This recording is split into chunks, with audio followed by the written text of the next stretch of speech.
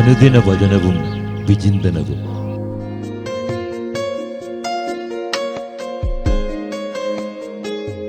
Penuel, face of God. മാർക്കോസിന്റെ വിശുദ്ധ സുവിശേഷം 7-ാം അധ്യായം 24 മുതൽ 30 വരെയുള്ള തിരുവചനങ്ങൾ. അവൻ അവിടെ നിന്ന് എഴുന്നേറ്റ് ടൈറിലേക്ക് പോയി അവിടെ ഒരു വീട്ടിൽ പ്രവേശിച്ചു. തന്നെ ആരും തിരിച്ചറിയാതിരിക്കണമെന്ന് അവൻ ആഗ്രഹിച്ചു. എങ്കിലും അവന് മറഞ്ഞിരിക്കാൻ കഴിഞ്ഞില്ല. ഒരു സ്ത്രീ അവനെക്കുറിച്ച് കേട്ട് അവിടെയെത്തി. അവൾക്ക് അശുദ്ധാത്മാവ് ബാധിച്ച ഒരു കൊച്ചുമകളുണ്ടായിരുന്നു.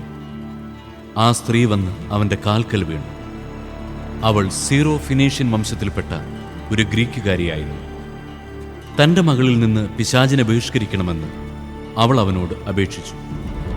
അവൻ പ്രതിവചിച്ചു, ആദ്യം മക്കൾ ഭക്ഷിച്ച് തൃപ്തരാകട്ടെ. മക്കളുടെ അപ്പമെടുത്ത് നായ്ക്കൾക്ക് എറിഞ്ഞു കൊടുക്കുന്നത് നന്നല്ല. അവൾ മറുപടി പറഞ്ഞു, കർത്താവേ, അത് ശരിയാണ്. എങ്കിലും മേശയ്ക്ക് കീഴെ നിന്ന് നായ്ക്കളും മക്കൾക്കുള്ള അപ്പകഷ്ണങ്ങളുടെ ബാക്കി തിന്നുന്നുണ്ടല്ലോ. അവൻ അവളോട് പറഞ്ഞു, ഈ വാക്കുമൂലം നീ പോയിക്കൊള്ളുക. പിശാച് നിന്റെ മകളെ വിട്ടുപോയിരിക്കുന്നു. അവൾ വീട്ടിലേക്ക് പോയി. കുട്ടി കട്ടിലിൽ കിടക്കുന്നത് അവൾ കണ്ടു. പിശാച് അവളെ വിട്ടുപോയിരുന്നു. സുവിശേഷ വിചിന്തനം. വിജാതീയ സ്ത്രീയുടെ സ്ഥിരോത്സാഹം നമുക്കും വേണം.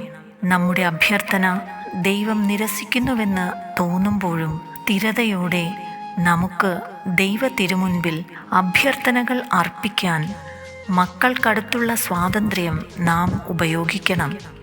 മറുപടി കിട്ടാൻ വൈകുന്നതുകൊണ്ട് നമ്മുടെ അപേക്ഷകളെ ദൈവം നിരാകരിച്ചുവെന്ന് ചിന്തിച്ചുകൂടാ.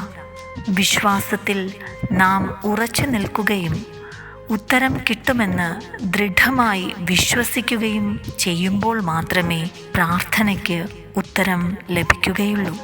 സീറോ ഫിനീഷ്യൻ സ്ത്രീ തൻ്റെ മകൾക്ക് വേണ്ടി യേശുവിനോട് അപേക്ഷിച്ചതുപോലെ നമ്മളും മറ്റുള്ളവർക്ക് വേണ്ടി മധ്യസ്ഥ പ്രാർത്ഥന നടത്താൻ കടപ്പെട്ടവരാണ്. പ്രാർത്ഥിക്കുന്ന അമ്മ എന്നും പ്രതീക്ഷയ്ക്ക് വക നൽകുന്നു. മക്കളുടെ വേദന സ്വന്തം വേദനയായി കാണണം. മാതാപിതാക്കൾ മക്കൾക്ക് വേണ്ടി ദൈവത്തോട് നിരന്തരം പ്രാർത്ഥിക്കണമെന്ന ആഹ്വാനം കൂടി ഇതിലുണ്ട്.